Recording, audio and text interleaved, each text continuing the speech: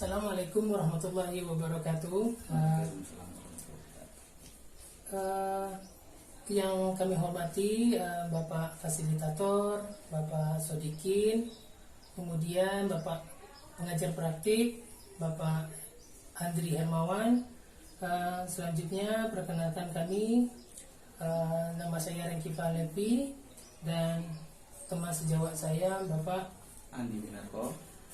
Kami akan melakukan kegiatan coaching supervisi akademik, di mana ada 3 tahapan pada coaching supervisi akademik. Yang pertama itu ada pra-observasi, kemudian observasi, yang ketiganya yaitu pasca observasi. Pada tahap ini adalah kegiatan tahap pra-observasi. Berikut kegiatan pra-observasi yang akan kami lakukan. Oke, baik. Assalamualaikum warahmatullahi wabarakatuh. Selamat siang Pak Andi Winarko. Di sini kita akan melakukan kegiatan coaching supervisi akademik. Di tahap ini yaitu tahap pra-observasi. Apa kabar sebelumnya Pak Andi? Alhamdulillah kabar baik. Oke, Sehat selalu. Keluarganya bagaimana? Dan sama juga sehat selalu. Sehat ya Pak ya. Tujuan saya sebagai supervisi akan membantu Bapak Andi Winarko dalam meningkatkan kompetensi mengajarnya. Di sini kegiatan kita cukup santai saja, karena di sini kita itu saling bertukar pikiran, berbagi informasi agar menambah kemampuan kita atau kompetisi kita dalam mengajar di sekolah. Mudah-mudahan kegiatan ini tidak membebani Bapak Andi Winarko, dan juga selanjutnya akan kita lakukan kegiatan supervisi di kelas setelah kegiatan pra-observasi ini. Oke. Pertanyaan pertama untuk mengawalinya, apa yang Bapak Andi Winarko harapkan dalam kegiatan kali ini? Pertama yang saya harapkan yaitu kita dapat bertukar informasi tentang pembelajaran, ya, tahapan-tahapan, karena di dalam pembelajaran itu selalu ada halangan, rintangan, ya. Di sini bagaimana kita menghadapinya nanti untuk menyelesaikan tantangan tersebut. Karena setiap siswa itu selalu bisa dikatakan daya pikirnya kan berbeda-beda. Gitu. Jadi inilah tantangan yang akan kita selesaikan nantinya.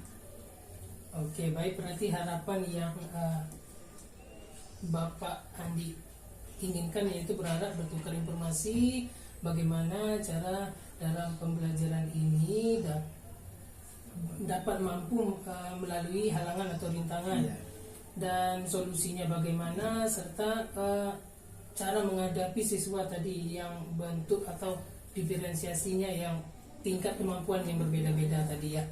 Baik, berikutnya di sini materi apa yang akan disampaikan Pak Andi Winarko di kelas selanjutnya? Untuk materi selanjutnya yaitu kita akan menganalisis tentang pergerakan nasional, yaitu organisasi-organisasi yang ada di Indonesia dalam membantu istilahnya kemerdekaan Indonesia.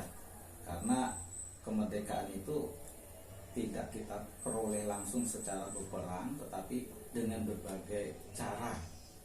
Nah, salah satunya nanti yang akan kita bahas yaitu tadi pergerakan nasional atau istilahnya organisasi-organisasi apa saja. Oke, baik.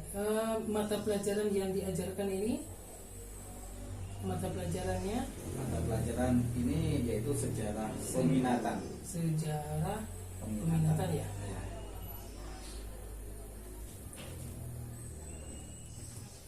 Oke, pada materi sejarah peminatan ini organisasi pembantu atau kemerdekaan Indonesia itu ya yang akan dijelaskan nanti. Apa saja persiapan yang sudah Bapak lakukan?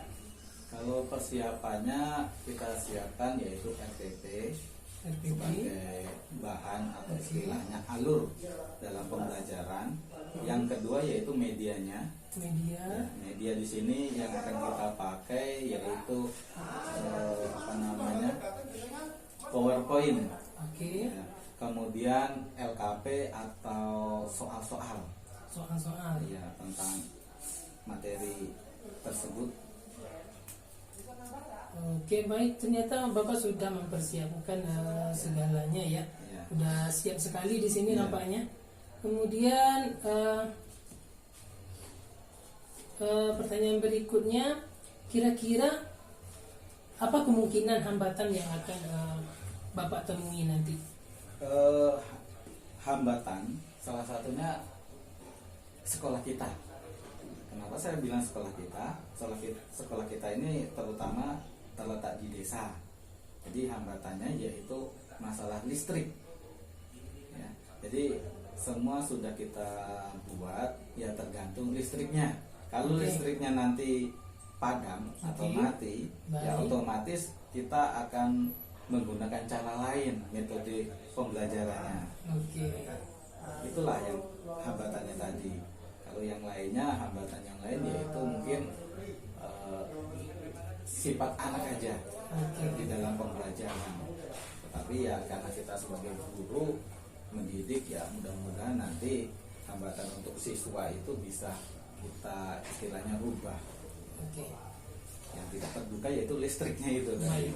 Berarti hambatan di sini itu kira-kira kemungkinan itu hambatannya listrik ya. Listrik apabila padam maka media yang disiapkan tadi PPT berupa video dan segala macam yang lainnya tidak bisa kita tampilkan. Karena kita tadi berada di desa tadi, kemungkinan listrik padam itu biasanya terjadi ketika angin kencang atau ketika hari mau hujan seperti itu ya Pak ya. Mungkin saya doakan kita besok dalam keadaan cuaca yang baik-baik saja. Kemudian hambatan listrik atau sifat-sifat siswa juga tadi ada yang berbeda-beda tadi. Kira-kira apa strategi pembelajaran yang akan Bapak siapkan besok, termasuk strategi dalam menghadapi kemungkinan hambatan tadi? Strateginya pertama yaitu kita menampilkan terlebih dahulu biar siswa itu tertarik, karena dengan daya tertarik tadi membuat istilahnya kemauan siswa untuk belajar itu ada. Kemudian strategi selanjutnya yaitu siswa kita suruh mencatat apa yang mereka lihat. Kemudian kita untuk siswa ya. Kemudian nanti kita buat kelompok untuk mempresentasikannya tadi apa yang telah mereka lihat tadi. Itu adalah strategi pembelajarannya. Di sini kan tadi Bapak juga menjelaskan kemungkinan hambatan atau listrik yang padam tadi, kira-kira apa teknik atau strategi Bapak dalam menghadapi kemungkinan hambatan tadi? Mungkin kita akan menggunakan metode ceramah, metode yang sudah ada, karena itulah salah satu istilahnya yang kita gunakan selain tadi metode menggunakan media pembelajaran. Selain ceramah juga nanti kita diskusi ya, dengan cara ya mungkin kita di sini ada beberapa gambar pahlawan ya, dan orang-orang tersebut itu gambar tadi adalah orang-orang yang menggunakan organisasi pergerakan. Saya rasa Bapak di sini sudah sangat siap sekali dari Bapak untuk melakukan pembelajaran di kelas ya Pak ya. Oke, berikutnya terkait persiapan yang sudah disiapkan, adakah kekurangan atau permasalahan yang disiapkan ini tadi? Coba ceritakan. Kalau permasalahan yang kita hadapin ya ketika semuanya sudah dipersiapkan ya, untuk kita sebagai seorang guru ya jauh-jauh hari sudah kita siapkan. Cuma ketika kita belajar, masalah kedisiplinan siswa itu yang menjadi permasalahannya tadi ya. Soalnya apa? Ketika belajar, pertama mungkin datang terlambat kalau kita di jam pagi. Nah, ketika jam siang ya, minat mereka itu sudah berkurang karena kecapean, mungkin olahraga dan yang lainnya. Kemudian jam terakhir juga cuaca panas, jadi membuat mereka ini tidak lagi konsentrasi di dalam belajar.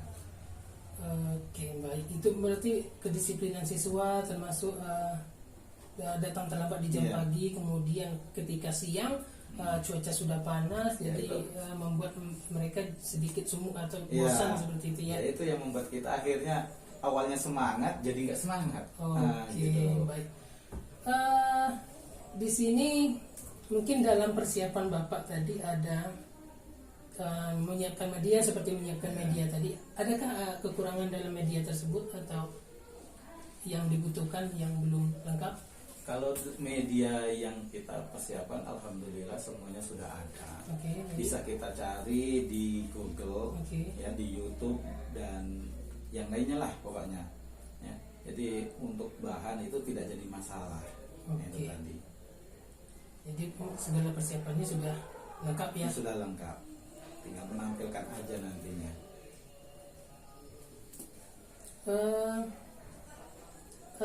Di sini kapan akan dilakukan kegiatan supervisi kita besok ini kapan akan dilakukan? Kita lakukan ya setelah jam istirahat. Setelah jam istirahat ya. Karena di jam tersebut saya mengajar di kelas 11 IPS 4. Oke. Di kelas 11 IPS 4 itu kira-kira hari Kamis. Hari Kamis ya? Ya, hari Kamis. Kamis besok. Berarti kalau Kamis besok tanggal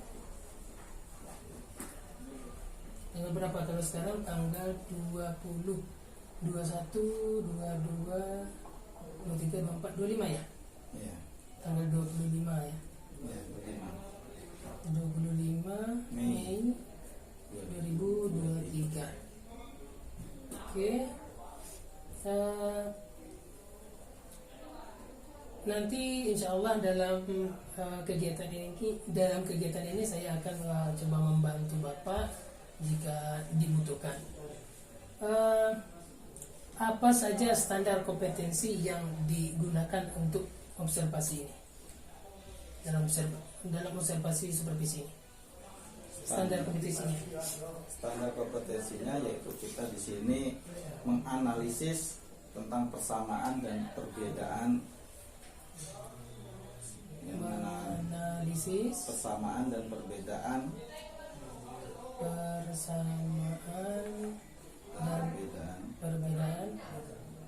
tentang strategi pergerakan nasional. Strategi pergerakan nasional. Oke, itu untuk apa standarnya ya? Standar kompetensi. Standar kompetensinya yaitu adalah menganalisis persamaan dan perbedaan tentang strategi pergerakan nasional. Apa kompetensi atau area apa yang ingin dikembangkan oleh Bapak Andina? Di sini saya ingin mengembangkan tentang kemampuan siswanya. dikembangkan itu kemampuan siswa ya. Ya, kemampuan siswa di dalam mempelajari organisasi, Kemampuan siswa dalam mempelajari organisasi organisasi perempuan. Karena kita tahu sendiri kan bahwa perempuan itu istilahnya sangat minim dari dulu. Oke. Nah, disinilah saya ingin mengembangkan supaya para perempuan calon-calon penerus bangsa ini terus semangat. Oke. Ini yang ingin saya kembangkan. Tujuannya untuk menyemangati siswa dalam memperjuangkan kedepannya nanti dengan mengambil contoh dari Organisasi. kemajuan atau organisasi yang dilakukan oleh pendahulu kita sebelumnya. Oke, baik Bapak. Kira-kira kompetensi atau area apa yang area mana yang secara spesifik yang ingin dipertegas atau dikembangkan? Untuk materi ini materi atau spesifiknya yaitu yang pertama tentang organisasi yang bersifat kooperatif atau yang bisa dikatakan bekerja sama, yang bisa diajak bekerja sama. Kemudian yang kedua yaitu organisasi yang bersifat politik. Dan yang ketiga yaitu organisasi yang bisa dikatakan radikal. Garis keras bisa dikatakan seperti ini. Garis keras.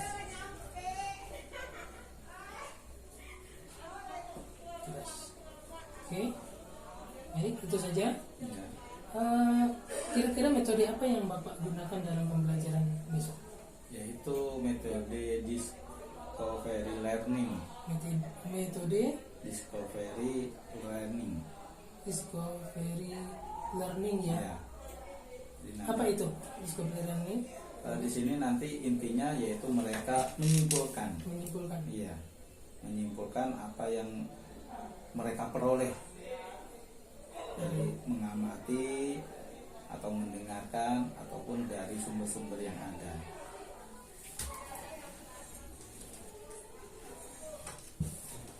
Oke, berarti metode yang diterapkan itu discovery learning, yaitu menyimpulkan dari apa yang mereka peroleh dari mereka amati, kemudian yang didapatkan dari sumber-sumber yang ada seperti itu ya. Oke, mungkin pertanyaan terakhir, apa indikator ketercapaian dari tujuan pengembangan kompetensi ini? Di sini saya berharap siswa itu mampu mengelola siswa informasi tentang persamaan dan perbedaan strategi pergerakan nasional tadi. Kemudian mereka mampu menyajikannya dalam bentuk cerita. Dalam bentuk cerita ya. Jadi organisasinya apa aja, kemudian dari awal berdirinya, nanti siapa pemimpinnya, kemudian dia bubar atau tidaknya tadi, kemudian faktor apa yang menyebabkan bubarnya tadi. Jadi semuanya diceritakannya tadi. Diceritakan di sini ya, itu berupa indikator ketercapaian dari tujuan pembelajaran ini tadi ya. Baik Pak, oke, di sini saya rasa cukup kegiatan supervisi coaching pra observasi pembelajaran kita. Sampai jumpa di kelas yang Kamis besok ya, yang akan kita lakukan di Kamis besok, Kamis tanggal 25 Mei 2023 di kelas 11 IPS 4 ini rencananya ya. Terima kasih banyak atas waktu dan kesempatan, kemudian kesediaannya untuk disupervisi, diobservasi dalam kegiatan supervisi ini. Mudah-mudahan Bapak tidak merasa terbebani dalam kegiatan ini. Oke, baik, saya ucapkan terima kasih kembali sekali lagi. Kemudian kita akhiri saja. Assalamualaikum warahmatullahi wabarakatuh. Waalaikumsalam warahmatullahi wabarakatuh. Terima kasih. Jadi untuk gerakan perempuan ini sangat penting karena dia mendampingi daripada laki-laki tadi untuk melakukan perjuangan. Jadi apa yang bisa kita lakukan, ya itulah yang kita lakukan. Jadi kalau kamu bisa bagian konsumsi, ya memasak, ya ini sangat penting juga untuk kaum laki-laki tadi di dalam perjuangan pergerakannya tadi, ya yang dalam bentuk fisik yaitu berperang. Ya. Jadi kalau kalian bisa berpolitik, ya lakukanlah perjuangan tadi, ya dengan mendirikan organisasi politik, ya gabung. Itu hanya orang-orang wanita tadi yang dekat sama Belanda, nah itu yang boleh sekolah. Ya, yang dekat ini maksudnya orang tuanya, ya. Jadi mereka yang boleh sekolah, tetapi wanita-wanita tadi yang tidak mampu, ya tidak sekolah.